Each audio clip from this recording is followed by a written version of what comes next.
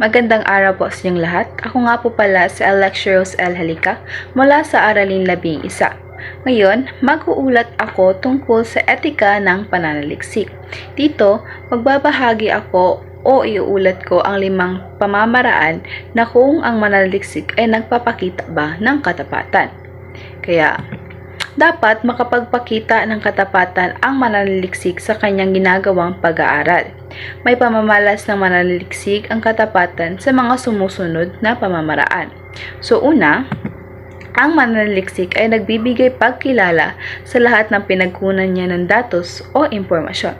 So dito, ang mananaliksik ay binabanggit niya ang aklat, artikulo, website o ang taong pinanggalingan ng kanyang impormasyon.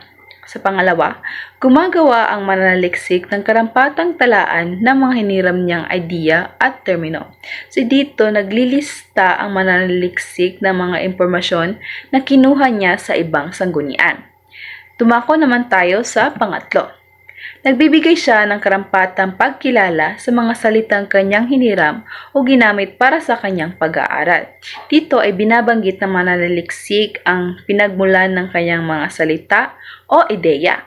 Dito sa pang-apat, hindi siya nagtatago ng mahalagang datos upang mapaganda at mapalakas o mapagtibay ang nais niyang argumento o konklusyon.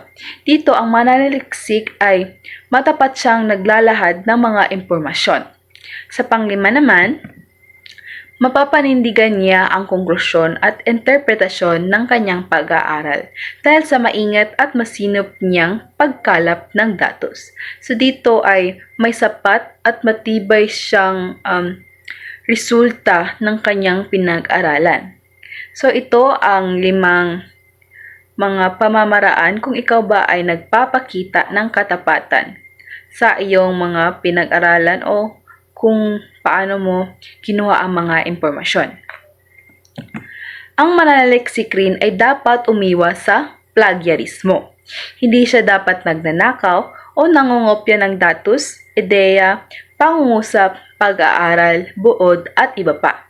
Dapat ay nagbibigay siya ng karampatang pagkilala sa pinagmulan ng kanyang datos o pinagkunan ng impormasyon.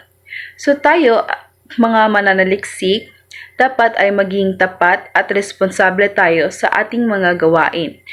Bawal tayong mangopya ng mga pinag-aralan ng iba o mga ideya ng iba. Sa halip ay dapat bigyan mo ng pagkilala kung saan mo kinuha ang mga impormasyon na iyong isasali. Yun lang po ang aking iuulat. Salamat po sa pakikinig.